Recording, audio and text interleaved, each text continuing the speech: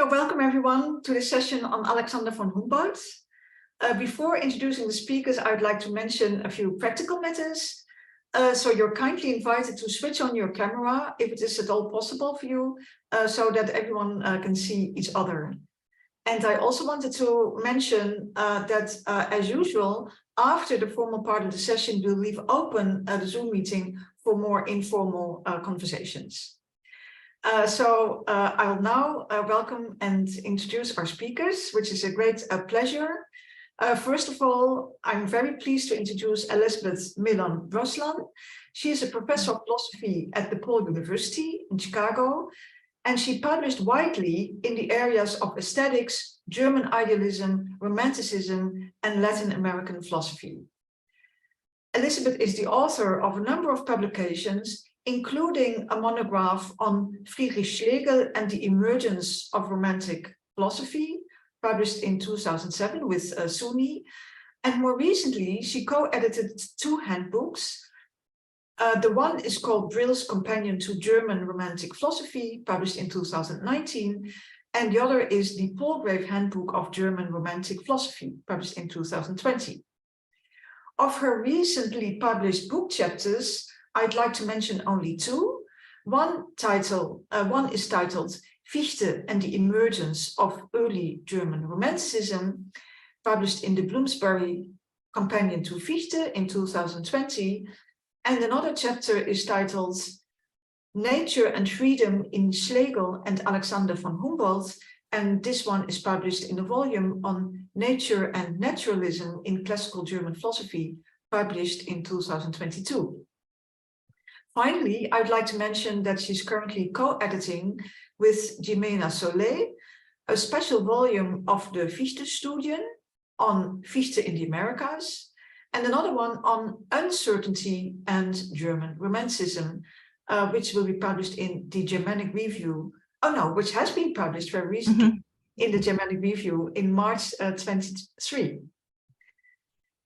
So Elizabeth's talk will be followed by a response from Joan Steigerwald, and I'm also very pleased to welcome her.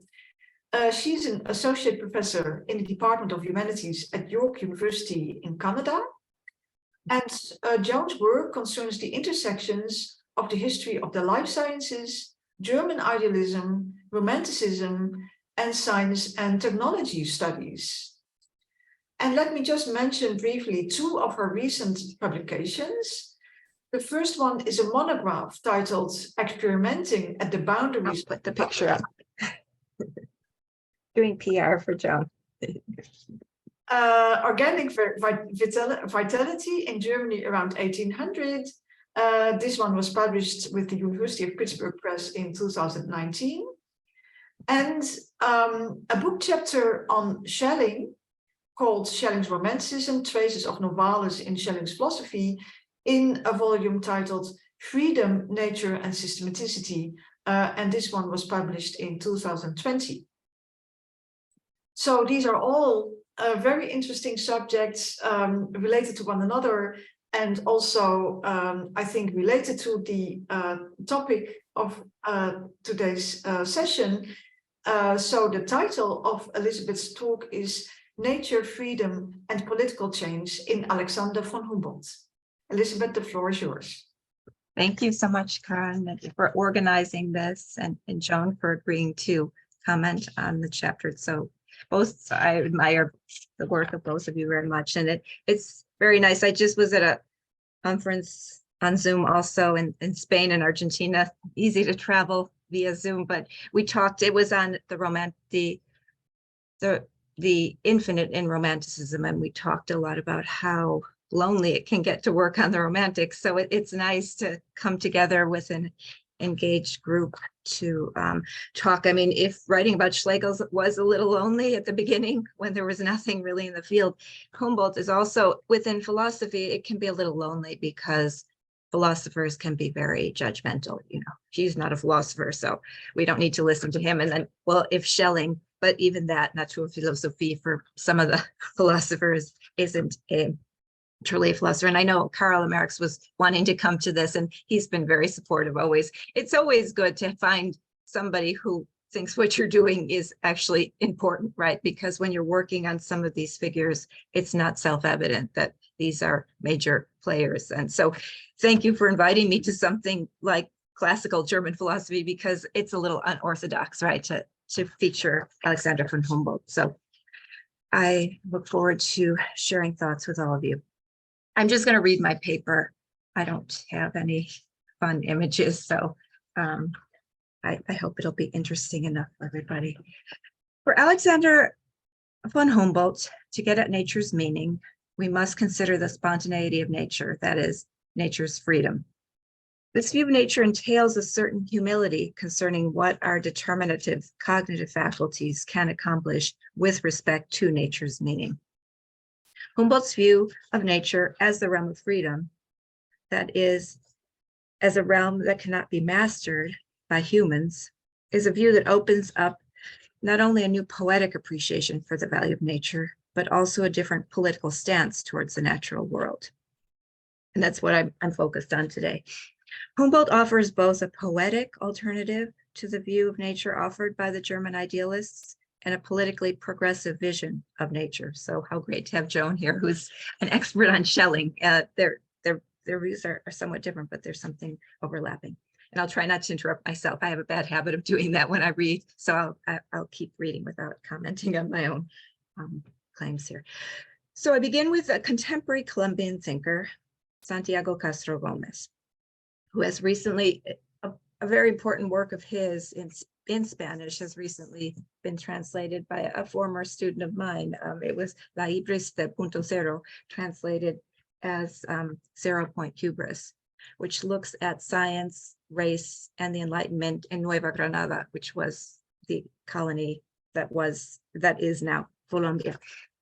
So he writes, Santiago Castro Gomez, that enlightened thinkers considered all particular languages to be a source of error and confusion, and that none was fully adequate for achieving the certainty of knowledge. This term certainty becomes very important later.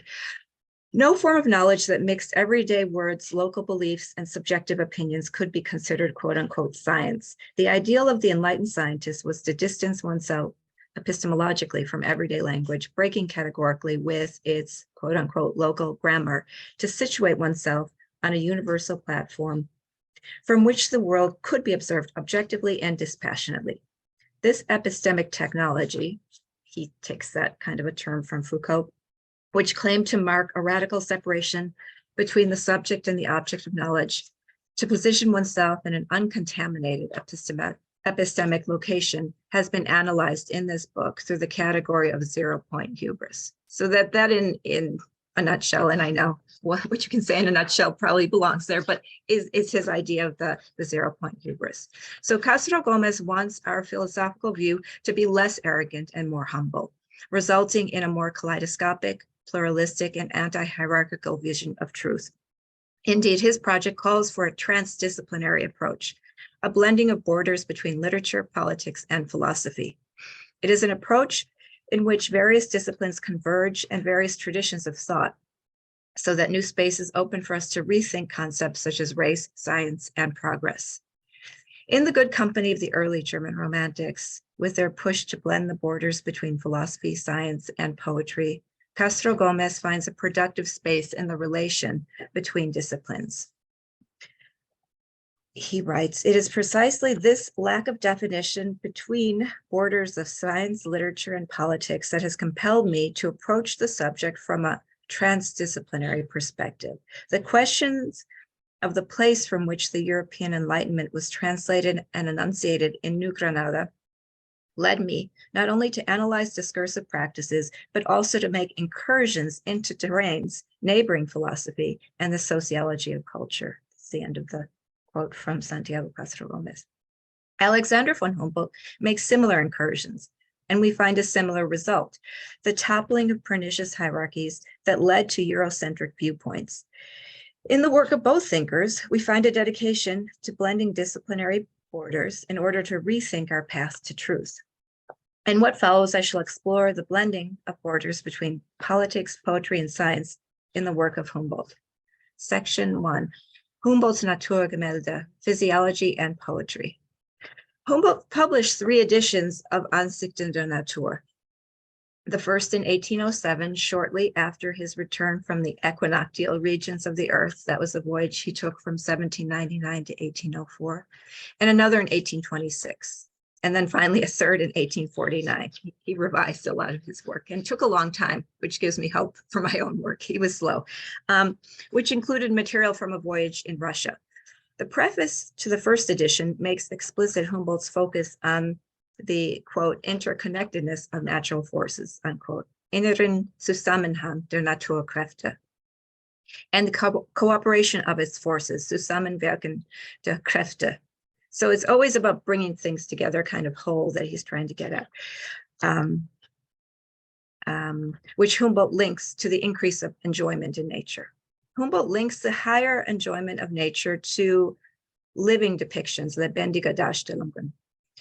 We should also note his indebtedness to Schiller, as Humboldt highlights their affinities on views of nature, freedom, and the aesthetic. Humboldt's preface to the first edition of Ansichten der Natur ends with these lines from Schiller's Bride of Messina. On the mountains is freedom, and this is from, of course, a poem of Schiller's. The breath of decay never sullies the fresh flowing air. Oh, nature is perfect wherever we stray. 'Tis humanity that deforms it with anguish. This will be another theme in Humboldt's work, that humans, when they get too close to nature, are often corrupting it, which is something we're talking a lot about these days as well. Humboldt developed an intellectual relationship with Schiller during his time in Jena, and the Rhodian genius or life force essay was just one fruit of their intellectual exchanges. That was a chapter in Ansichten der Natur. It was the only one that had been published before. It was published in Schiller's journal, Die Horen. As Humboldt tells us in the preface to the second edition of Ansichten, I oversaw the second edition of Views of Nature in Paris in the year 1826. And just quickly to say, Ansichten was published in German, and so was Cosmos, his last work. Most of his other work was published in French, and he spent a lot of time in Paris. And he had some negative things to say about Berlin at the time. He much preferred to be in what he considered a more cultured center of the world. So 2 articles, I oversaw the second edition of Views of Nature in Paris in the year 1826. 2 articles, an essay concerning the structure and action of volcanoes in various regions of the earth, and the life force or the Rhodian genius were added at that time. During my long stay in Jena, Schiller, in memory of the medical studies of his youth, which is interesting people are surprised when I tell them about Schiller having studied medicine. I think people don't put Schiller together with the natural sciences, but they had very interesting discussions, the 2 of them there in Jena. In memory of the medical studies of his youth, enjoyed discussing physiological matters with me. My work on the disposition of stimulated muscles and nerve fibers through contact with chemically differing materials often led our discussions in a more serious direction. The short article on life force originates from this time. Schiller's fondness for the Rhodian genius, which he accepted for publication in his journal, Die Horen, gave me the courage to have it printed again. Humboldt goes on to tell his readers that his brother Wilhelm felt that the allegory was out of tune with the cultural sensibilities of the time, writing, this is in a letter that has just recently been published. That was Wilhelm von Humboldt's Briefe an eine Freundin. My brother gently touches upon the same matter, but aptly adds, the development of a physiological idea is the goal of the essay. At the time in which it was written, there was more love than one would find now for such half-poetic adornment, habdichterische Einkleidungen, of serious truths. So the idea that this essay that Humboldt wrote on the Rhodian genius was not scientific enough is coming up in this comment of his brothers. In light of Humboldt's own comments on the genesis of the text, it is clear that to understand the Rhodian genius, we need to understand how Humboldt's concern with physiology is related to his embrace of poetry. I'm not going to analyze that particular chapter of the text as much in what follows, but it's important to have it there as a placeholder, just in terms of how Humboldt was grappling with how to fuse the scientific with the more poetic. The text is a strong example of Humboldt, the scientist, going beyond the quote unquote charts and graphs of empiricism to embrace freedom and beauty. Certainly the Hauptdichterische Einkleidungen of serious truths to which Wilhelm makes reference in his description of his brother Alexander's Rhodian genius pose a hermeneutical challenge to readers, especially if those readers are philosophers. With his claim that the, quote, development of a physiological idea is the object of the essay, unquote, Wilhelm brings the essay into productive conversation with much of his brother Alexander's corpus, and he helps to lift the veil cloaking the ernsthafte Wahrheiten, serious truths, which are found in this whimsical essay. Michael Dettelbach sees the physiological scaffolding in Humboldt's works as central to his eventual authority as a philosophical traveler and experimental philosopher. He's one of the few, Dettelbach is, who calls Humboldt a philosopher, which I find obviously very important for my purposes. Dettelbach argues this point in his article, The Stimulations of Travel, Humboldt's Physiological Construction of the Tropics, where he writes, quote, "It is well known that Humboldt conceived of his tropical sojourn principally as an exercise in comparative physiology and anatomy, an opportunity to investigate the influence of inanimate nature on the animate plants and animal creation," end quote. Dettelbach makes a strong case for the influence of physiology on the work that came out of the voyage from 1799 to 1804. As he tells us, and this is a longish quote from Dettelbach's article, Humboldt's account of the American tropics is pervaded by physiology, especially close attention to his own physiological and aesthetic responses to outside stimuli, a trait shared with many diarists and letter writers of the late 18th century. This physiological scaffolding was put in place in the decade before he left for America as an experimental philosopher and Prussian official. Certainly, a physiological scaffolding connects the Rhodian genius or life force text to the rest of Humboldt's corpus, for the text is an allegorical presentation of nothing less than vital force, the force animating all physiological activity, Lebenskraft. Dettelbach argues that attending to the effects of the tropics on one's own physiology, including the aesthetic effects, was critical to establishing one's authority as a philosophical traveler, and then links Humboldt's work on physiology to his view of nature, a view focused on the reactions of the irritable human body, living body, to the fluctuating physical forces that make up nature.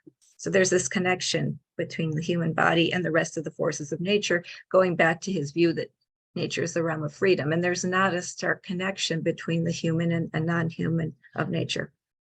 While not an account of the tropics, the Rhodian genius life force essay is perhaps the most explicitly aesthetic and physiological text in Humboldt's corpus, a text presenting an allegory of the forces at play in physiology. The same techniques Humboldt develops in this essay are used in other chapters of his Ansichten der Natur to provide readers with Naturgemälde or physical portraits of the Latin American landscape. So in section 2, Freedom and Darstellung, I'm going to talk about some of the ways in which he's presenting the Latin American landscape in a much more open way than was typical of the period. The theme of freedom is central to Humboldt's presentation, Darstellung, of nature and to his canvases of nature, Naturgemälde. It's also telling that a scientist is using something like a Naturgemälde very explicitly, which takes us to a tradition of painting. Humboldt strives to combine the empirical or measurable elements of nature with those elements that are measureless to humans.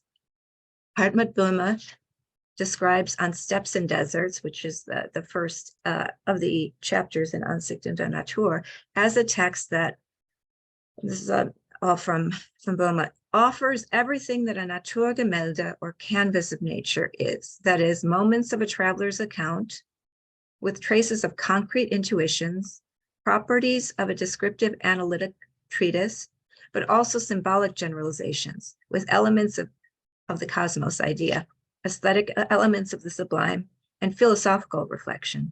But at the same time, they offer a cultural, historical treatment of nature. They also present nature scientifically. So going back to the transdisciplinary that Castro Gomez talked about, I think this is a clear description of something that is going to many different disciplines at once. In Humboldt's Naturgemälde, ideas which cannot be measured blend with those aspects of nature that can be measured. As Wilma indicates, there is a fusion of science with the aesthetic elements of experience. With his Naturgemälde, Humboldt acknowledges that nature has not been comprehended if it is known only conceptually. Empirical methods give us half the story, if half. I mean, that's kind of arbitrary. I'll say part of the story. We need to understand nature insofar as it is the realm of freedom. Indeed, as a work of art, to approximate a fuller understanding, never, of course, is a full understanding possible or even desirable on this account of what nature is. In Humboldt's presentation of nature, especially in Ansichten der Natur, we find abundant examples of the balancing act between a making present of determinable appearing. And I'll say more about that in a moment, but these are the elements of nature that can be charted and graphed, the determinable appearing, and presenting the indeterminable appearing of nature. This presentation is where Humboldt's poetry of nature begins. So determinable, measurable, empirical in a way, and able to be mastered by the tools, and then the indeterminable, which is beyond what can be measured. And that's really, one could argue, the most important aspect of why nature matters to us in some ways. For Humboldt, the scientists, of course, they're blended. I'm always careful because when I first started speaking about Humboldt at the Humboldt Forschungsstelle, most of the people there were natural scientists, and I had to be very careful because they get very nervous if I'm suggesting Humboldt is breaking from he's not breaking from the natural sciences, he's expanding them. And I had to do a lot of work to explain what critique meant to a philosopher versus a normal scientist, where you think, oh, you're critical of something, that's bad. So that was really interesting. It's actually interesting to talk to different audiences and to see you have to check your language a little and explain things a little more carefully. So for example, Humboldt quantifies the steps described in concerning the steppes and deserts. That is, he gives measurements and data on them, but he also observes that they fill his spirit with a sense of the infinite. And that's part of the text and part of what he's presenting to the public, this sense of the infinite. Obviously, the infinite cannot be measured. This sense of the infinite is not part of what can be measured by the natural scientist's tools. It belongs to the realm of the aesthetic, to the realm of that which can be appreciated but not measured. In the 7 chapters of Humboldt's Ansichten, aesthetic terms of beauty, of the sublime, of enjoyment, of movement, of the spirit are presented. And also I would add mystery, and even kind of magic are all part of this, right? So he's not afraid to embrace these terms, which a natural scientist is usually not embracing, to give this balanced portrait. The term Naturgenuss, or enjoyment of nature, is central in views of nature. The neglect of this pleasure and all of the aesthetic elements involved in experience nature is the result of the one-dimensional science that Humboldt critiques, and this is from him, from Cosmos. He writes, the mere accumulation of unconnected observations of details, devoid of generalization of ideas, may doubtlessly have tended to create and foster the deeply rooted prejudice that the study of the exact sciences must necessarily chill the feelings and diminish the nobler enjoyments attendant upon a contemplation of nature.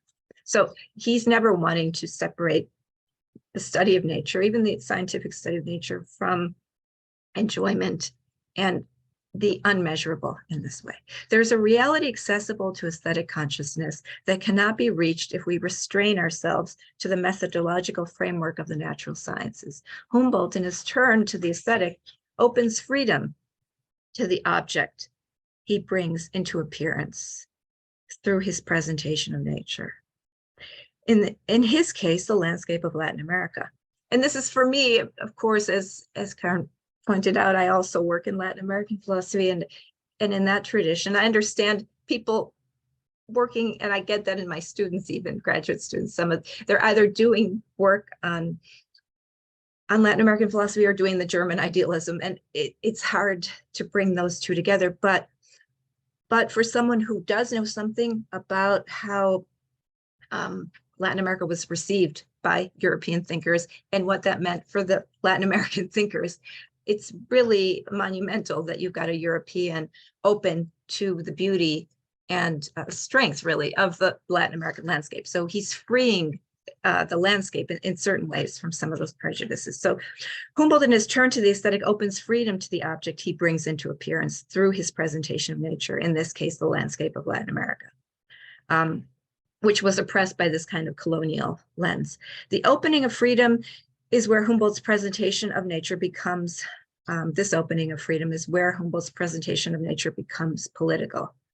And we can talk much more about that. I'm sure Joan will push me a little on that point. But this is where I'm finding the political consequences of what Humboldt's doing with nature. And of course, nature is political. If you look at the period of the colonization, it's immediately political. It's territory Spaniards are taking and claiming as their own. They're cutting it up.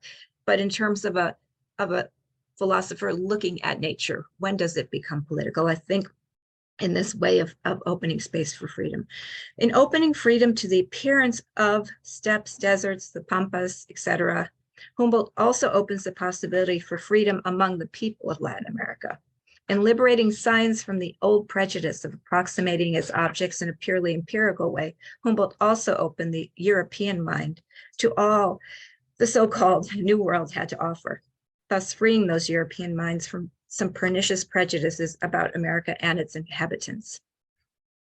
In his Aesthetik des Erscheinens, Aesthetics of Appearing, it came out in German, 2000, translated into English in 2005. Martin Sale, who works in Frankfurt, developed a point from Adorno's aesthetic theory. He's also written on Humboldt. Sale has, one of the few philosophers who's taken who took Alexander von Humboldt's work seriously. There's been some recent really good work. Dalia Nasser has now published a book where she analyzes Humboldt in a philosophical context, but Sale was one of the first people to do that. So Martin Sale, in the Aesthetik des Erscheinens, which is not really about Humboldt, it's more about this problem of the aesthetics of appearing, but he develops a point from Adorno's aesthetic theory that can be used to bring Humboldt's presentation of the American landscape into sharper focus. In his analysis of Adorno's work on aesthetics, Sale emphasizes the fact that the indeterminable is not only of great theoretical, but of also great ethical importance for Adorno. And this talk of the indeterminable and determinate is, I'm taking that from Adorno by way of Sale. Sale observes of the indeterminable that it, quote, opens a freedom to the object, which is a condition of real freedom among subjects. That's the ethical point for Adorno. It's not merely a point about aesthetic judgment, but what this freedom opening is doing for the actual lives of the lived subjects. Because the work of art reveals to the viewer, quote, a reality richer than all the appearances we can fix in the language of conceptual knowledge, unquote.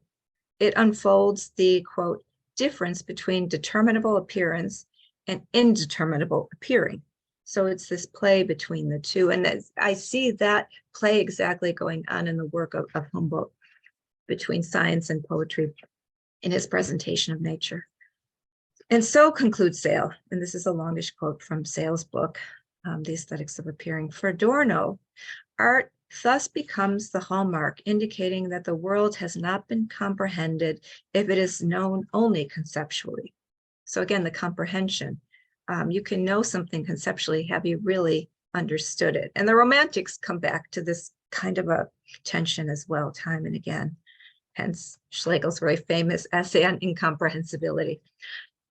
That the world has not been appropriated if it is appropriated only technically. That individual and social freedom have not been attained if they are guaranteed merely as a license to make profit. In a word, that we do not encounter the reality of our lives if we encounter it merely in a spirit of mastery.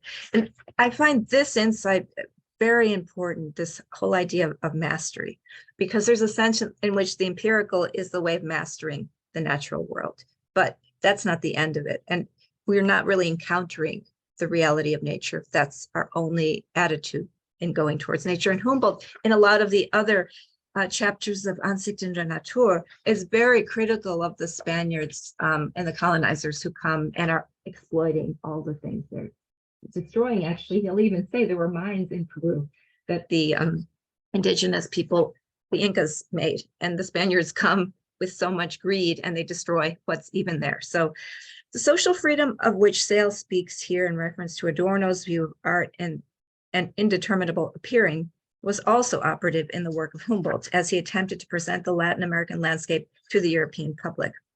While working at different historical moments with social issues that were different in scope, Adorno and Humboldt each saw a need to protect the realm of freedom in society and do so via an aesthetic path. Humboldt's aesthetic path opened a space for freedom in society, in particular, a new space of appreciation for the Latin American landscape was opened through Humboldt's aesthetic lens. We can illustrate the freedom opening instances in Humboldt's depiction of nature by looking at some of the scenes of nature or Naturgemälde Humboldt presents in Ansichten der Natur, scenes that create a portrait of nature with the same sort of detail one would expect from a landscape painter. In his Naturgemälde, Humboldt is offering a canvas, written, not painted, of the American landscape. Humboldt not only describes the scenes he is presenting to his reading public, but he also discusses the impact any given scene has upon the viewer, describing the impact, for example, of the steppes. Thus, this is from Ansichten der Natur, like the ocean, the steppe fills the mind with the feeling of infinity. And through this feeling, as if pulling free of sensory impression, with intellectual and spiritual inspiration of a higher order. But while the clear ocean surface in which ripples the graceful, softly foaming wave is a friendly sight, dead and stiff lies the steppe, stretched out like the naked rocky crust of a desolate planet. So this is the scientist, right? And then he'll follow that up with very precise measurements of things, but this is what he's giving the reader. This depiction of the steppe, filled as it is with references to the infinite, something measureless and hence indomitable. The freedom of the soul and emotions of a higher order is not guilty of being, quote, a mere accumulation of unconnected details that chills our feelings for an enjoyment of nature. Indeed, in this passage, a poetic presencing or appearing of nature is what Humboldt accomplishes with his reference to the indeterminable appearing of nature. All those references to the soul and to the infinite, that's indeterminable.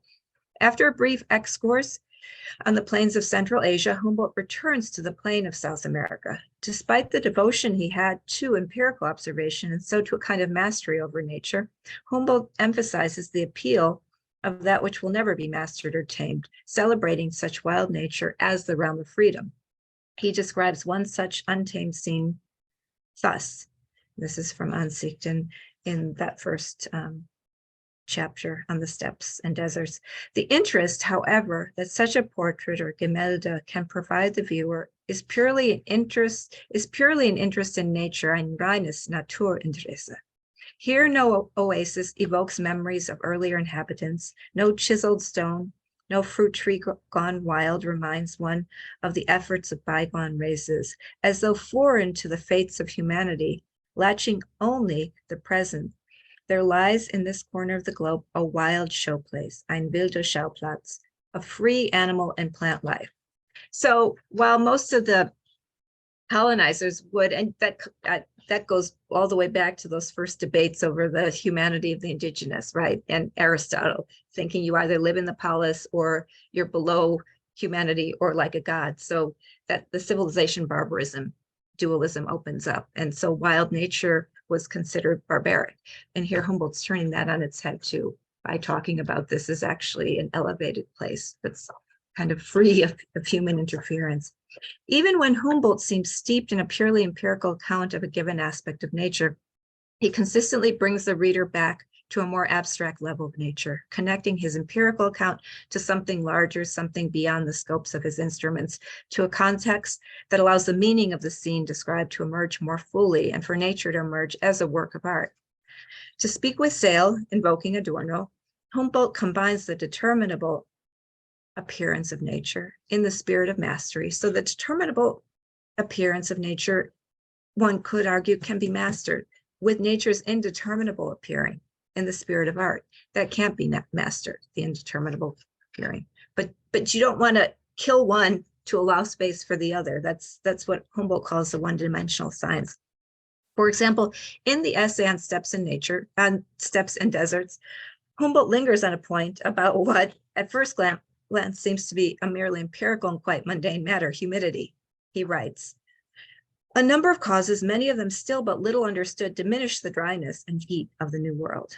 Among these are the narrowness of this extensively indented continent in the northern part of the tropics, where the fluid bases on which the atmosphere rests occasion the ascent of a less warm current of air.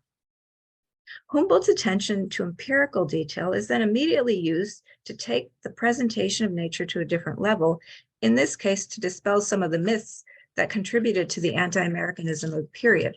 After a long, detailed empirical count of the causes of dryness and heat in the New World, and then humidity, Humboldt concludes, if one side of our planet is thus said to be more humid than the other, then the observation of the present state of things is sufficient to solve this problem of inequality. The physical scientist need not wrap the explanation of such natural phenomena in the garb of geologic myths. It is not necessary to assume that the destructive battle of the elements upon the ancient earth was settled at different times in the eastern and western hemispheres, or that America emerged from the chaotic covering of water later than the other parts of the world, as a swampy island home to alligators and snakes. So he's taking the precise empirical facts that he has and using them to push away a myth that's pernicious. Some myths, of course, he's open to, but this myth that somehow America's inferior because it came out later, he's correcting with his precise empirical knowledge to take up, a more emancipated view of the American landscape. Humboldt's approach to nature in general and his detailed, inspiring, accurate depictions of the Latin American landscape in particular helped to break down the misleading accounts of America given by many scholars of his generation, accounts that depicted America as nothing more than a dwelling place of beasts, a place far inferior both culturally and naturally to Europe, and even saying it came much later when he's showing that that's not the case. Humboldt's Naturgemälde allow the Latin American landscape to appear without the distorting prejudices that plague most accounts of the period. And in another paper, I write more of an analysis of the person I had in mind here was, of course, Hegel. If you've read his lectures on history and his views of America, they're not. He should have been reading more Humboldt, I think. I'll just say that. In his Naturgemälde, Humboldt not only depicts nature, but also gives a clear analysis of some of the ways in which the landscape affected the culture of the people of the region he is presenting. In the case of steppes and deserts, in the case of the steppes and deserts account, Humboldt lingers on the significance of the absence of pastoral life in the Pampas, that the absence of pastoral life in the Pampas had upon the culture of the region. He writes, if the pastoral life, this beneficial middle stage that binds throngs of nomadic hunters to the grassland, to the grass-covered lands while preparing them for agricultural life, thus remained unknown to the ancient Americas, then the reason for this sparse presence of humanity on the South American steppe lies in this ignorance. A typical Eurocentric reaction to the scantiness of population in the South American steppes would be to use the low population level as evidence for the inferiority of the land, and in an unfavorable comparative move for the superiority of European culture and indeed even of European nature. The country with the richer natural resources would be the country with greater concentration of thriving populations. Humboldt draws quite another conclusion, writing, all the more freely then, the forces of nature manifested themselves upon the steppes in many diverse types of animal life, free and limited only by themselves, like the vegetation in the forests of the Orinoco, where the jicamea and the huge trunked bay tree are never threatened by the hand of man, but only by the luxuriant crush of entwining growth. Humboldt presents the American landscape as a realm of freedom and of natural luxury. Nicholas Wupke reminds us in the introduction to the 1997 edition of Cosmos that given Humboldt's focus on the relation between nature and freedom, quote, the proper study of nature would lead to liberty, away from religious and political absolutism and oppression. Thus, Cosmos could become a metonymy for the politics of liberalization, end quote. I would add that only with the addition of the aesthetic depiction of nature does the line from nature to freedom really take shape. If Cosmos could become a metonymy of the politics of liberalization, then views of nature can also be read as a presentation of views of freedom, freedom from the prejudices that kept Europeans from fully appreciating the landscape of Latin America. The steppes and deserts of Latin America are unlike anything to be found in Europe, but as Humboldt is careful to show, the unfamiliar is by no means to be associated with the inferior. Indeed, the description cited above leads the viewer or reader to appreciate the unpopulated landscape of Latin America as a realm of freedom and purity. The absence of human population is no disadvantage to the beauty and majesty of the landscape. Quite the contrary, according to Humboldt. Without the interference of humans, nature can develop with greater freedom, generating a wider diversity of forms. What Humboldt accomplished in his Naturgemälde was path-breaking and evidence, I think, for the central role that aesthetics plays in presenting the world, for letting freedom appear. Humboldt transformed his acts of aesthetic perception of the Latin American landscape into Naturgemälde, which in turn enriched the perception of his reading public, bringing into focus a more just portrait or picture Bild of the Latin American landscape. So here I'm coming to my concluding remarks. Upon his return from the journey to the equinoctial regions of the earth in 1804, Humboldt was welcomed back to Europe as a figure uniquely situated to present the exotic and unfamiliar territories of America to Europeans. Goethe's tribute to Humboldt in the pages of his novel, Die Wahlverwandtschaften, or Elective Affinities, found in a passage of Ottilia's diary, reminds us that Humboldt was able to, and this is from her diary, describe and represent the strangest and most exotic things in their locality, always in their own special element with all that surrounds them. Such hermeneutic achievement was not happenstance, but rather the result of Humboldt's intellectual lens, a lens that was transdisciplinary in just the way Castro Gomez uses this term. Humboldt realized that the tasks of science, politics, and poetry were related.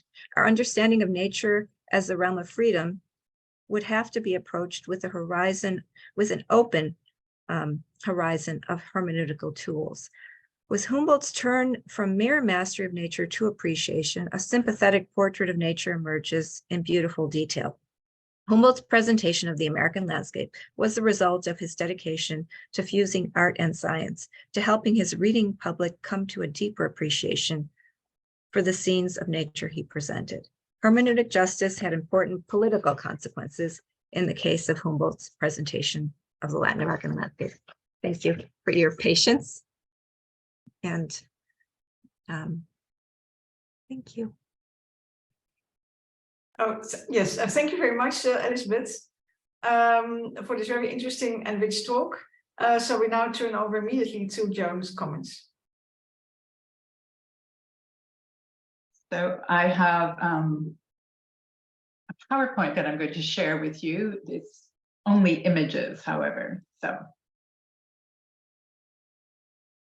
can everybody see that okay? Yeah, good. Okay, I would like to begin by thanking Karen de Boer for this invitation to participate in the seminar series and to comment on Elizabeth's wonderful paper. I also welcome this opportunity very much to revisit Humboldt through Elizabeth's presentation. So let me begin. Nicholas Rupke, a master of scientific biography, in turning to Alexander von Humboldt, offered instead a metabiography that traced how, during the long tradition of Humboldt biography, different biographical traits had been highlighted, different narratives had been produced, each related to distinct times, places, and concerns. Rupke's approach might be likened to historical epistemologies of science, which argue that understanding the historical development of science requires attention to its shifting epistemic commitments, its shifting methods and norms, and its ongoing self-critique and rectification. The history of science teaches us that today's truth cannot be its endpoint, for it is itself historical. Each generation asks its own questions, produces its own understandings, and writes its own histories. In the case of Humboldt, whose vast bodies of work and historical significance has been generative of many lives after death, to quote Rupke, His work is being reread and reconsidered in the current moment through engagement with globalization and climate crisis. Elizabeth argues that Humboldt offers views of nature that open an aesthetic appreciation for the value of nature and a political stance towards the natural world as a realm of freedom. It is a view that has humility regarding human mastery or determinative cognition of nature. Her transdisciplinary approach, exploring the interconnection between science, aesthetics, and politics, echoes the work of Maria Puig de la Bacasa, who calls for an eco-poetics, bringing together ecology, poetics, and ethics as a response to the current environmental concerns. Humboldt's views of nature, as Elizabeth recounts, emphasize the interconnection of natural powers.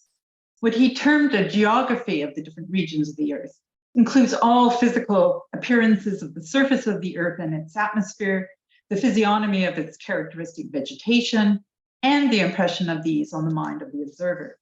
It is an ecological vision in which the physical features of the Earth and living beings are reciprocal, with the climate of a region affecting its vegetation and the vegetation in turn affecting its climate. As an experimental philosopher, Humboldt had a long history of making careful empirical measurements of natural phenomena. In his early studies of simulated muscle and nerve fibers, which are shown here on the left, to his travels through the tropics with a myriad of instruments, of which I just show a few here. Elizabeth cites Michael Dettelbach's characterization of such physiological scaffolding as including his own bodily responses to external stimuli. In Humboldt's views of nature, physiological scaffolding is wedded to aesthetic response to produce portraits or tableaus of nature, such as his famed Naturgemälde, accompanying his essay on the geography of plants, that fuse scientific and aesthetic experience.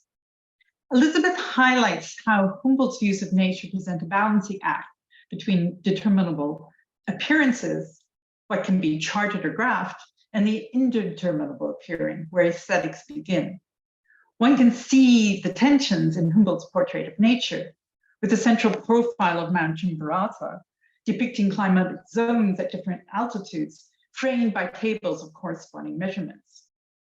I would like to suggest continuities, however, between Humboldt's empirical graph and his aesthetic visions, rather than to regard one as added to the other. Even his experimental empirical studies required a holistic grasp of the interconnections of natural powers that could not be determined decisively. His physiological experiments demonstrated complex and dynamic relationships between organic parts, chemical reactions, electrical impulses, and environmental conditions that always remained open to further inquiry. In his empirical studies of physical factors, such as the variations of average temperature across spatial regions, he understood his graph or map as a figurative display of patterns between phenomena, offering an impression of the laws of heat distribution at a glance through his combination of sensible percept and intelligent concept. Humboldt's views of nature and tableaus, his maps and graphs, remain experimental as he sought new literary and visual modes for his vision of nature. He became increasingly convinced that a holistic view of nature involved bringing into interconnection various instrumental readings, impressions on his body and senses, aesthetic appreciation, and philosophical reflection. But he also regarded each as requiring an openness to cultivated sensibility, or what he termed thinking observation. Humboldt's historical position at the beginning of modernity gives his work added significance.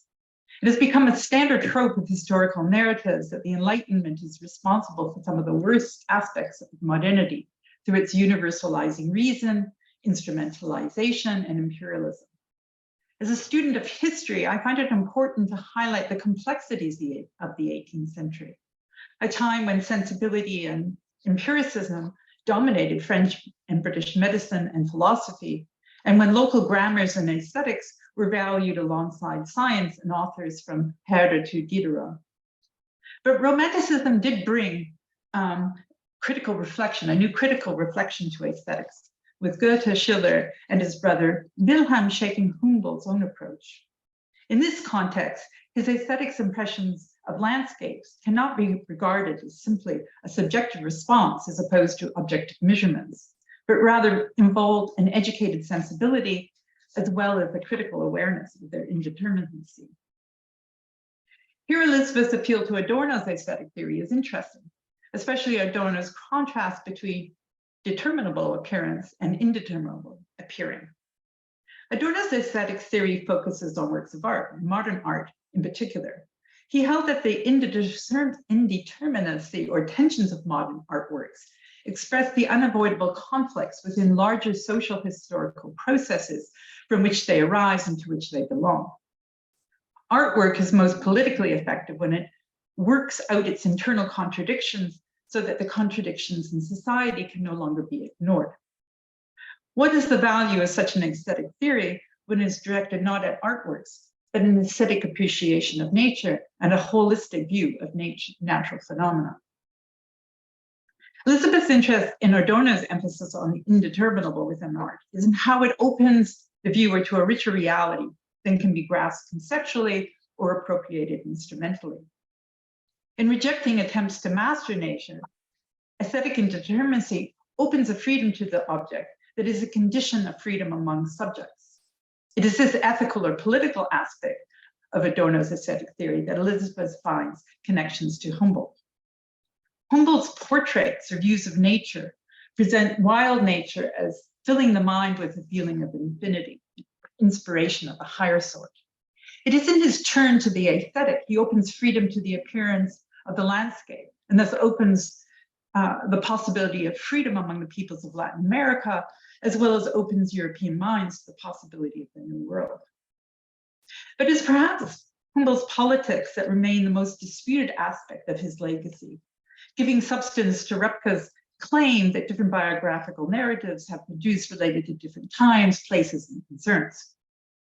Mary Louise Pratt presents Humboldt's romantic views of nature in America as a product of the contact zone, his travel through the tropics and his encounters with locals, views that in turn were used as inspiration in the Latin American revolutions.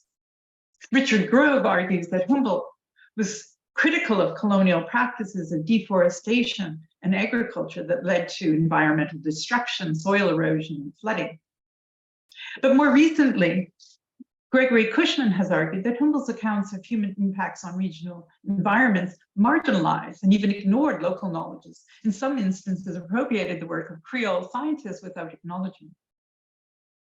Humboldt demonstrated an interest in non-European cultures that was unusual for his time, studying the indigenous peoples of America throughout his travels and continuing his study of their history and artifacts on his return.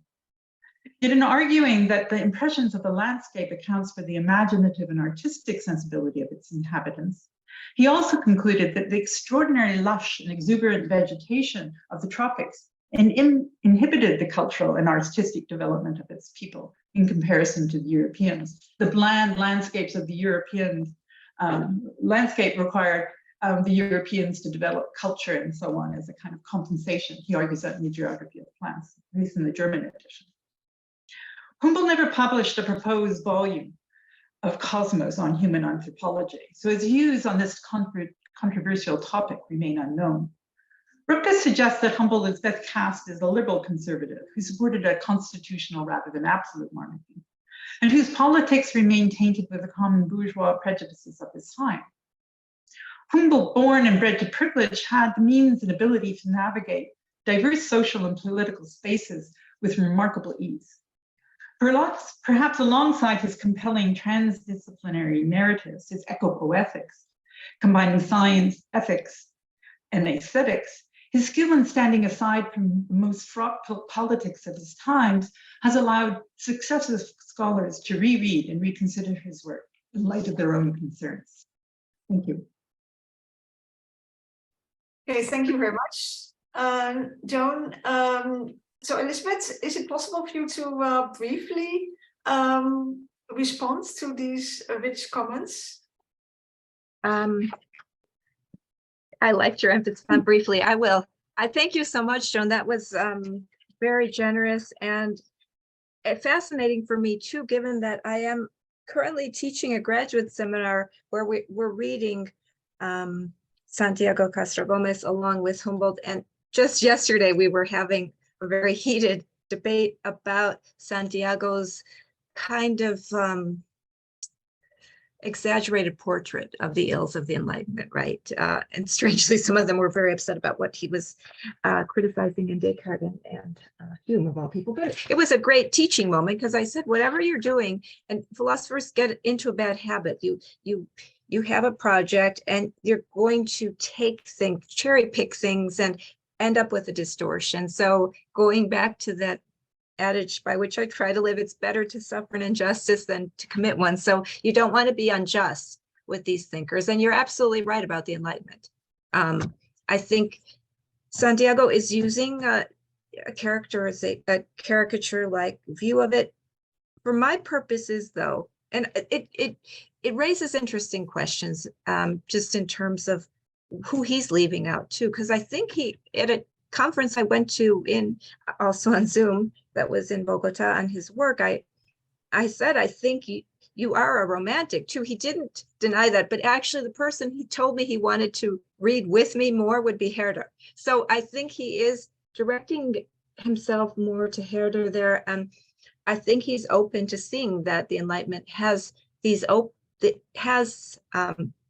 apertures for uncertainty as well built into it. As we know later from Horkheimer and Adorno, there is a dialectic in the Enlightenment, right? The price of progress. And there were people chipping away of that. And as you nicely point out, aesthetics really, as we know it today in the philosophical tradition, is born very strongly as a central discipline in the Enlightenment. So there is a turning to that sensibility. And I am also guilty a little bit of, in my starkness, of wanting to have a two sides so that I can make my case for introducing Humboldt in this reading. You're absolutely right.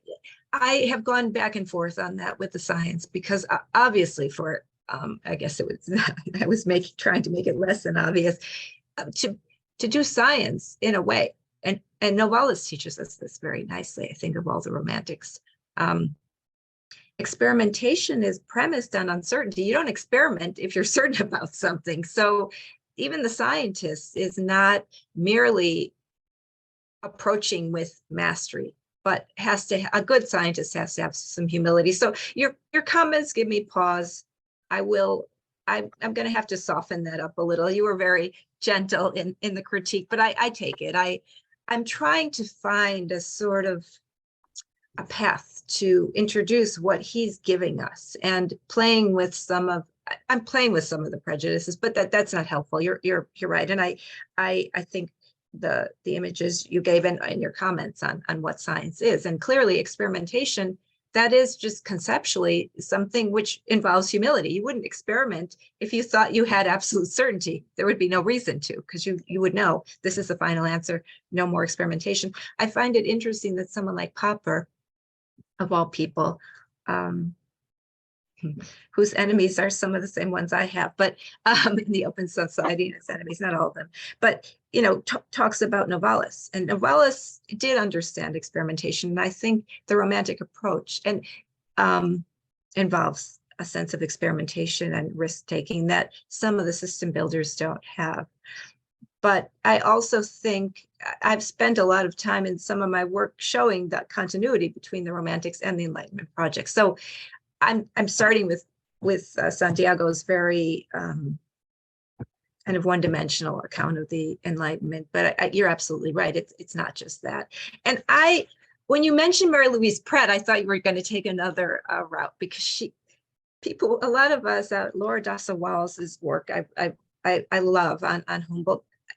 I like Mary Louise Pratt's work has been very important. I just take issue with that view, though. She gets a lot of Humboldt right, but to place him as kind of one more imperial eye roaming around. He's not perfect, as you point out, and there were some problems, and there are problems even when you're reading and teaching on Sixteen de Nature, where you're a little embarrassed, right, with some of how he's putting things. But I think his overall approach is so different from the approaches of most of his contemporaries, that's where I'm looking. And I have to be careful, though. You're right, not to.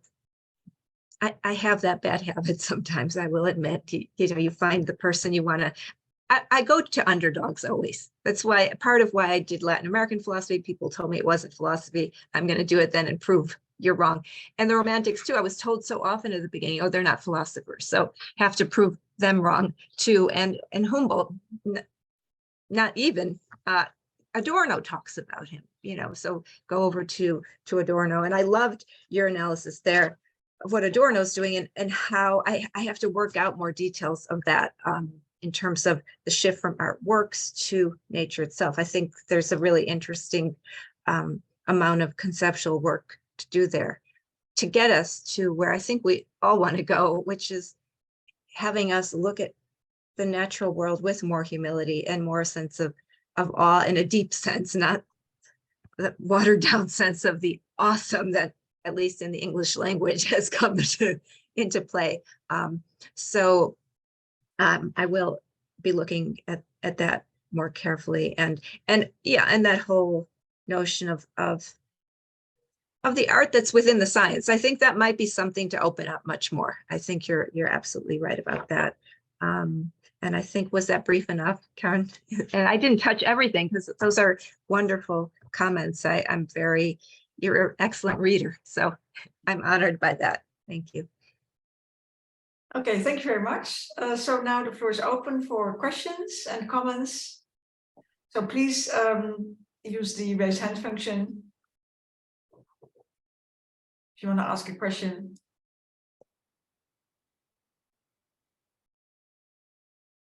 So if there's no immediate question, maybe I can go first.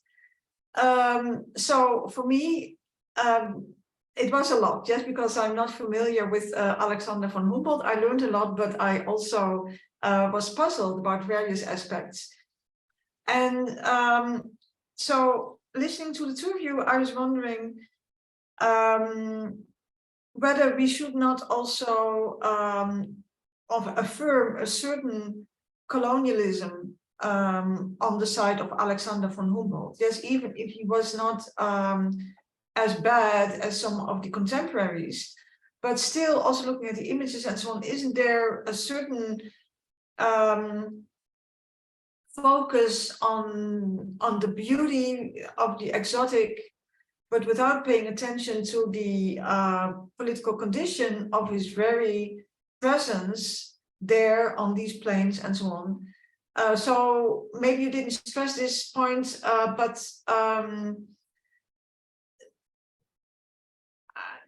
isn't there something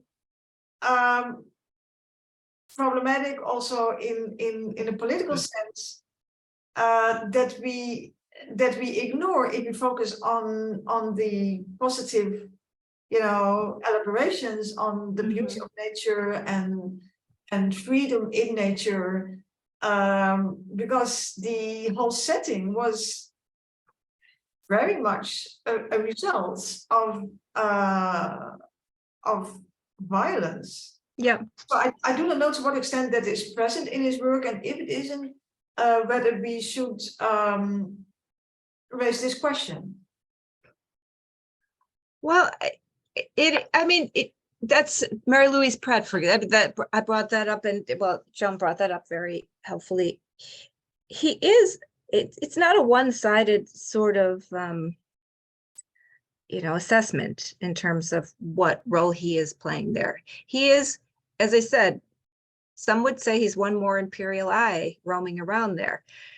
I have a slightly, obviously, different view in that he's unique. I guess, and this is, I don't usually get into biographical details, but the reason I came to work on Humboldt was my first job was in Venezuela, and I wrote on Schlegel. I had done Romanticism. I went to Venezuela hoping I could teach Latin American philosophy. They were more interested, in the Romantics. And that was interest point number one. There were many more translations of the Romantics into Spanish before they were translated into English, which I found interesting. But more interesting for the point of your question is I would walk around Caracas and everything seemed to be named after Humboldt. you know, hairdresser shops at Pico de Humboldt.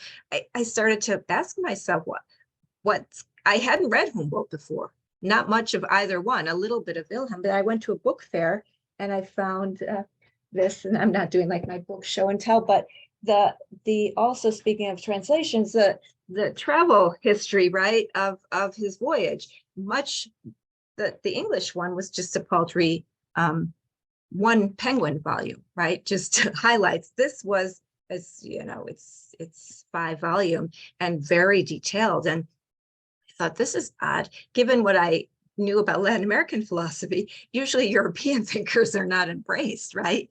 So what was this Prussian doing all over the place and heralded? And then I started to read it, and I was just astounded that here is somebody who seems to be open to a dialogue with this region. And then you had people like Simon Bolivar, who, you know, liberator, that's his nickname, right? The liberator. He's quoting Humboldt in his Carta de Jamaica, his letter from Jamaica, where someone was asking him, how are you going to govern this land? What's it like? He said, I can't even tell you that. I don't know about the land. You know who you should ask? Alexander von Humboldt. So he is of course, this is Santiago's book too. Bolivar is also, as you mentioned, privilege. We can't get away from privilege in this period, right? I don't know that we can get away from it right now, actually. That's our big social problem. But the criollos, that is the person born in America, and that's one of Bolivar's famous lines in one of his political writings. He says, we're Americans by birth, but a criollo is an American by birth, but Spanish by blood, right? And blood is very important in that time, in a very bad way, of course. And then he says, and we're Americans by birth, Europeans by law. So the law ordering us is European. So we're not really Americans, we're Europeans, and we have to assert our rights against the natives. So there was, even in the criollos who were there, this idea of fighting against the natives, the indigenous, and in a lot of his writings, political essays from the travel narrative, which I didn't talk about, because as I say, in the work I'm doing, I'm trying to keep some borders, and one way to border it is Spanish, German language publications. But I will, in some of his political essays, and the very fact that they're political essays by someone like Humboldt, he does talk about how, for example, in Mexico, he noticed the land is distributed very unfairly, because what the Spaniards did, well, the Spaniards colonized, we know that, and then the criollo elites, they were able to kill off, if they murdered indigenous people, they were rewarded with land, right? So these very few people got huge chunks of land, latifundios, and had all the power and wealth. So Humboldt noticed this, and just from a scientific point of view, he thought, if you don't distribute the land, this country will never work in a just way. So this has to be resolved. He says that in his political essay. It wasn't resolved, and we know in Latin America, it's the same age-old problem, very few people having most of the wealth. So he was aware of that. And most important to your point, I would say, is that he is not a Spaniard. He needed permission from the Spanish crown. So he got that to go poke around, but he was not working for the Spanish kingdom.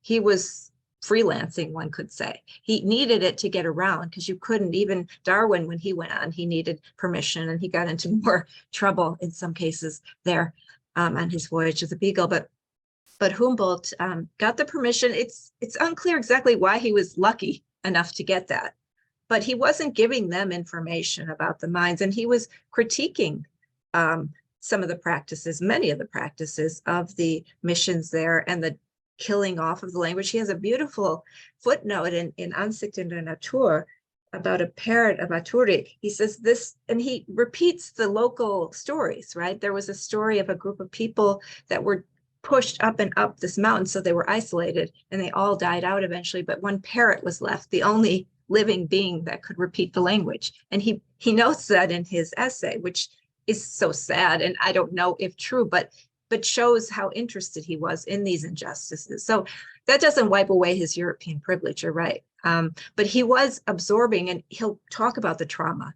in some of his writings in Ansicht in der Natur. It comes up. These people suffered so much. And of course, this is the result of the suffering. And of course, they're going to be fighting back. So he wasn't turning a blind eye to that. And I think the fact that it's written in German helps him, right? Because the Spaniards aren't going to be reading that even today, right? They're probably in Spain not reading German. So he could write to his reading public without worrying about Spaniards in power getting nervous. But he was writing right before independence. He's meeting with Bolivar in Paris. There's some talk that he was encouraging, but I'm not interested in that really, because I can't know. But the fact that the people pushing for independence from Spain see Humboldt as a friend, not a foe, tells us something about where he is historically. Does that help with your concerns? Yeah. Okay, thank you very much for this addition. Mm-hmm. Okay, so Steve. Hi, thank you very much, Elizabeth, for this really interesting paper and project. I'd like to ask about one of the main points about nature as the realm of freedom.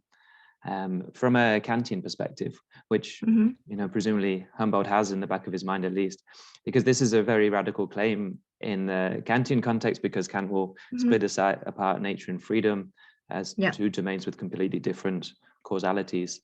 And so I wonder, is this an explicit engagement with this distinction in Kant? And a related question is, what precisely is the kind of freedom that is at stake when Humboldt is saying nature is the realm of freedom?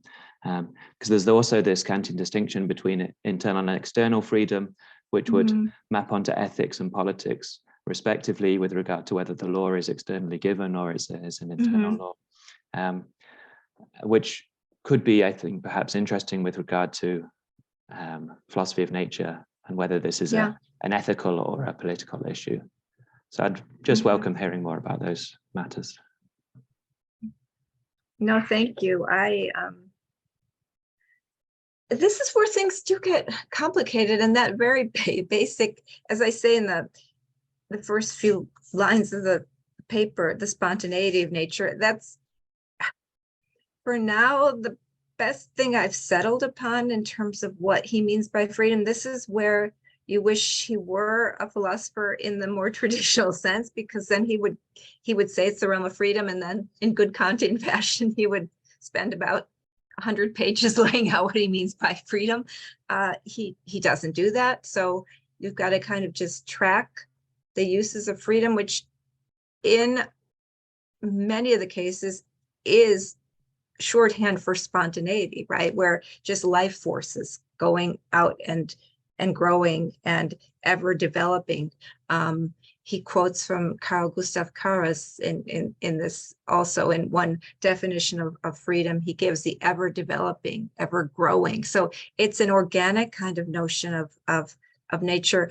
I wish it were closer to Kant's, because it would be make my task a little bit more manageable, I think. But I really like because the short answer to that is, I don't really think, unlike Goethe, who is trying to engage with Kant, even if finally deciding he can't really do it or won't do it, I don't find too much evidence in Humboldt that he is interested in engaging with Kant's work.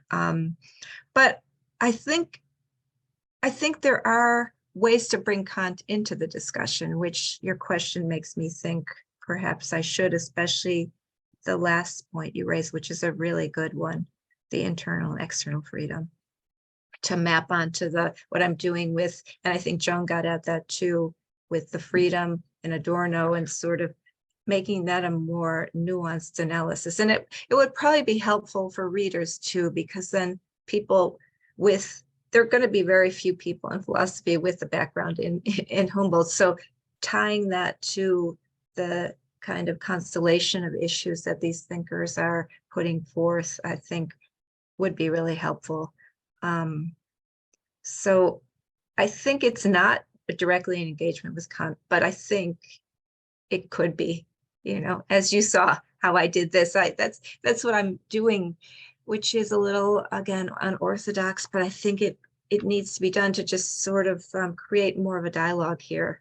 And even if he's not directly inspired or influenced by Kant, that doesn't mean the connection's not there, because that, going back to Joan's point too, we see from the history of ideas, even if X is not reading Y, something's in the air, right, at the time. And so you can pull some of those things out and put them together, I think.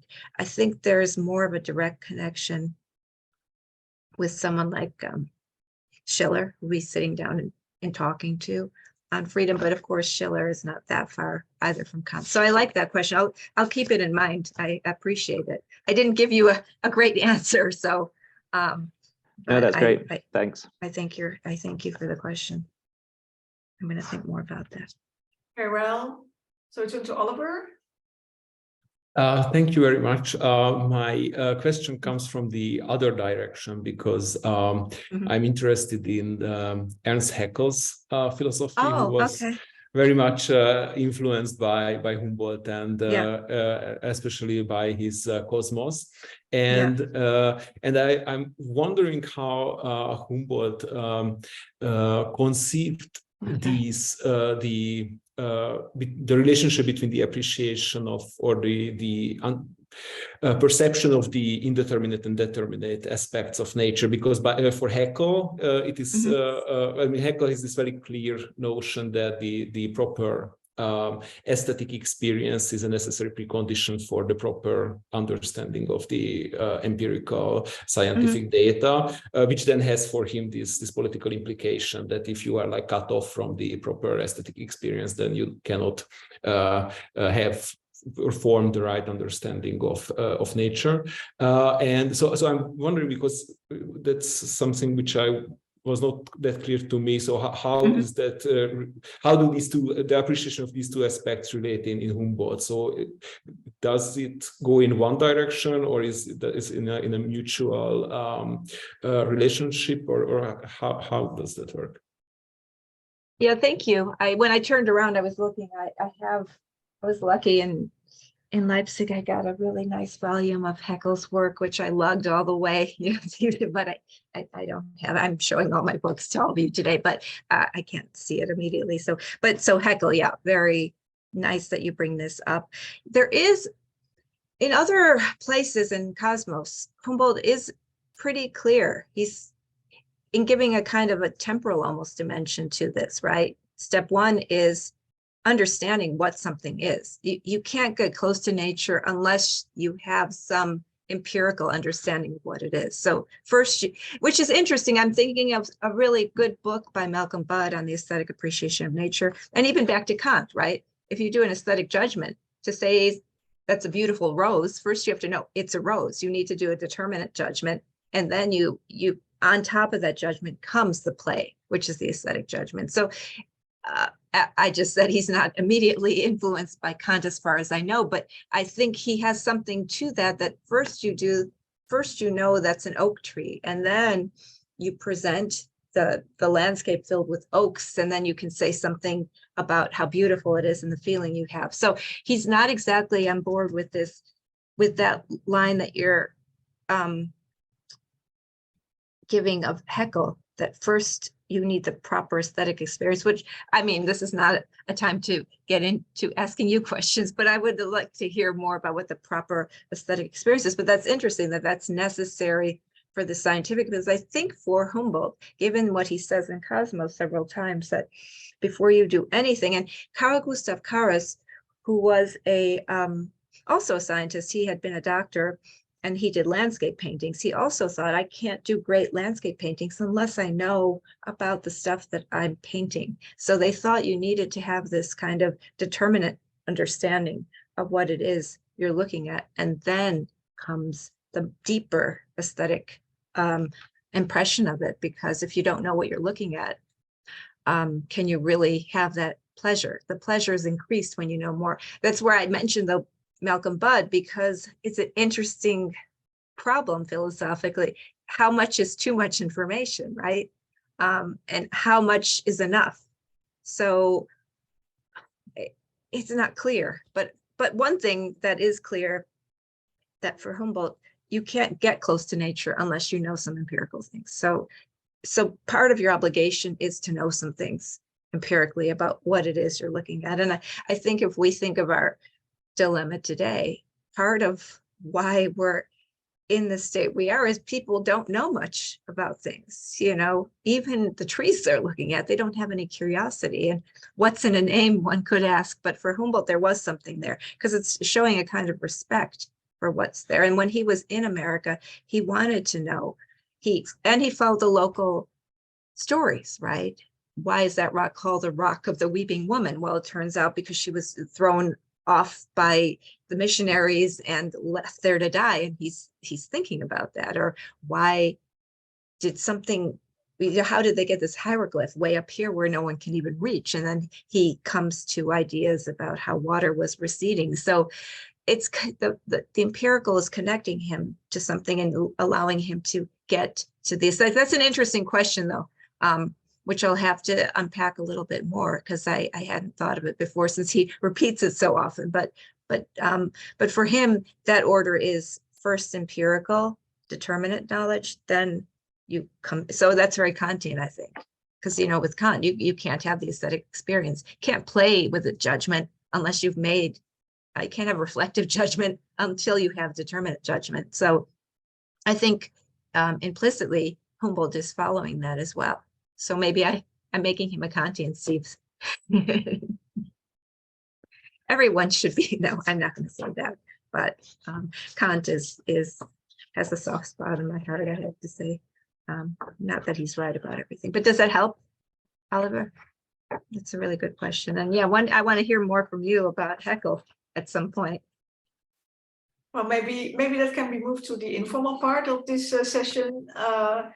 So Luciano, maybe you will also ask a Kantian question, or maybe not. No, actually, I was curious by a passage in your presentation when you referred to Humboldt's reply to the objection that since Latin America has this very wide, broad landscape and population was not very, let's say, was not a great number of population, that this was a sign of the inferiority of this. Mm-hmm. And he actually reversed this point by saying that actually this landscape offered greater space for self-development. And I was wondering whether you could say something a bit more, something more about this correlation between landscape and self-development, development of aesthetic, but also political forms, and whether Humboldt also uses this to compare, let's say, different angles of the world, different civilizations, and so on. Thank you. Well, thank you for that question. Yeah, there's a lot of that in his work in Ansichten, which again was meant to be a popular writing. So the fact that he's putting that there is for me interesting too. But in the travel narrative, as I say, those two political essays on the island of Cuba and also the Kingdom of New Spain, which is contemporary Mexico, he's very concerned with mainly more in the political essay on the Kingdom of New Spain. The island of Cuba is also filled with all sorts of empirical details of what comes out of the land and who's there. And also, this is really interesting, I'm coming to your answer to your question, but he has a chapter in the island of Cuba critiquing slavery. And when it was translated into English, the translator, and at this time, in the US, Humboldt was a hero, right? Many things are also named after Humboldt in the US. In fact, so many people correct me. It's Humboldt, not Humboldt, but and so his book, his essay on the island of Cuba was translated into English almost right away.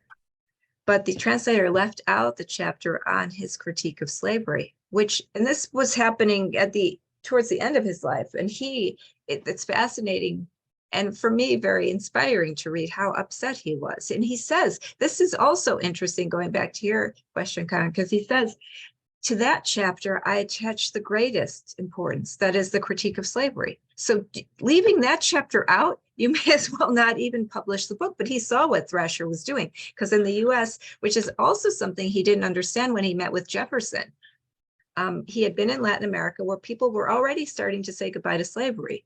And he came to the US and he saw politically that there were certain developments here that weren't yet in place in Latin America, but yet slavery was still entrenched and there was no talk of ending it. And he couldn't figure out how that worked, that they could be so developed in certain notions of democracy and so backward with this idea of slavery. And he pushed Jefferson on that. You know, it took a while for that to change, as we know. But he was very, I mean, in that way, I know humanism is a tough term and not everybody likes it, but he was a great humanist, I think. And so always concerned at the root with justice and reducing misery. And so, and also, though not from an anthropocentric point of view, I think that's where some insights from the Romantics are interesting too, maybe even more interesting, although again, back to Kant, don't know if our paths lead to Kant, but like Kant, I think, who is not a foundationalist, there's something open there. The thing in itself I find really interesting in terms of then what gets taken up in Romanticism, but you letting go of this idea of certainty and going back now to, sorry, I'm taking a long detour away, but yes, he did see, and that's why I use that citation. I could have a lot of other ones too, which would show that point, that he's trying to break, given some of the reports that were out, right, that arguments, that's in scare quotes, to make Europe superior to America, part of it being having to do with, you know, products, farming. If these are the tokens of civilization, then he's going to tackle each one of them and show that's not really what you think it is. It's not carrying this forward. And then to turn that on its head, that's why I go to that especially. That's, and you caught that idea of the Wilderschauplatz, the place where there are no humans. Now, Mary Louise Pratt sometimes criticizes that. So these landscapes are bereft of humans, but I see something more progressive in that, because so much of the civilization barbarism talk of that period, which you get in, let's say, Sarmiento, who was president of Argentina. This is really interesting. He despised the Pampas. He thought that was, and the gauchos who lived there, he thought that was just the symbol of barbarism. And he has a book called Facundo, or Civilization and Barbarism. And he quotes Humboldt in that book too, which is interesting, where Humboldt is saying the Pampas fill us with a feeling for the infinite. So Humboldt sees in there something aesthetically very meaningful and important, not kind of barbarism threatening. And so he's trying to, I think, turn some of those tropes on their heads and say, far from being barbaric, the areas without humans where nature, the spontaneity of nature, can be reproducing and growing unfettered is actually a glorious thing. It's not a barbaric thing. It's not a threat to the order of society. And the thinkers, even the Criollo leaders, were very afraid of the barbaric elements. And because they were very influenced by European thoughts on this matter, going back to those first debates between Sepúlveda and Las Casas on whether, which is ludicrous, I hope, and not, sadly, I guess not for everyone, given some of the political rhetoric of the day, that whether the indigenous were humans or not, right? But that was a question. And so Humboldt, I think some of those pushes are intentional pushes to sort of show, no, it's not true that population equals civilization. And it's not true that a lot of nature, wild nature, equals barbarity. We're still, even in, I think, uncomfortable with wild nature. And that's part of why we've destroyed and cultivated most of the planet, right, to our own demise. And it happened with Bolsonaro in Brazil, undoing a lot of the protection of the rainforest, which is the lung for our earth, right? So Humboldt was somehow aware. And that's why I bring up the Adorno a little bit in this idea of the exploitation and making profit. And he criticizes the ways in which the Spaniards are coming in and just ripping stuff out for the gold, to the point of destroying the mines that were there in the first place. So does that help a little bit with your question? Yeah, absolutely. Okay. Thank you. Okay. Thank you very much. Thank you for the question. Okay, Joan, where's your hand? You had a question.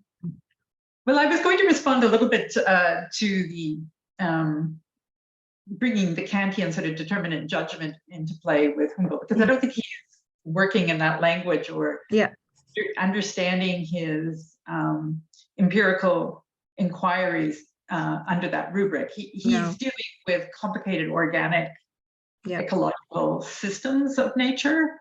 So his work would be more akin to Kant's thinking, if at all, on organic judgment or teleological judgment of organic things or nature as a whole, where there's an enhanced synthetic requirement that is involved.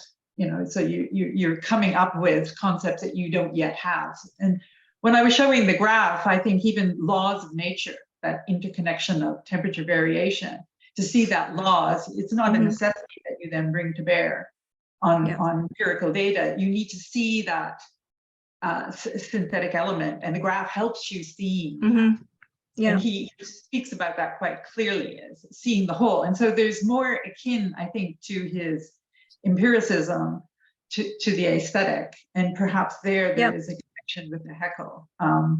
I think he's not detailed and careful about it, but he does engage in his graph with Lambert and has a whole discussion about laws and graphs, and is part of a developing understanding of how you represent these kind of physical relationships on the globe through new ways of graphical depiction.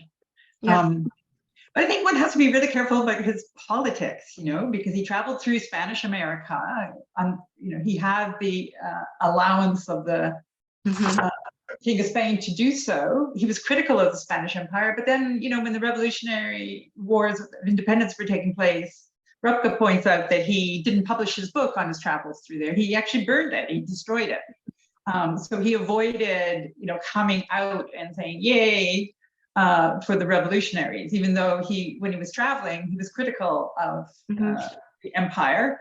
And he worked a lot at doing a kind of, and Cushman is good at this, a kind of imperialism in fostering a Humboldtian science and his disciples, and hence all the naming of things, which was productive in one way, generating conservation efforts, but in other ways dismissed local knowledge, like the drying up of Lake Valencia and the dryness or aridity of the Peruvian coast, the Humboldt current, you know, with like Creel had noted it beforehand. So there's all kinds of complicated ways in which he was very privileged and very European.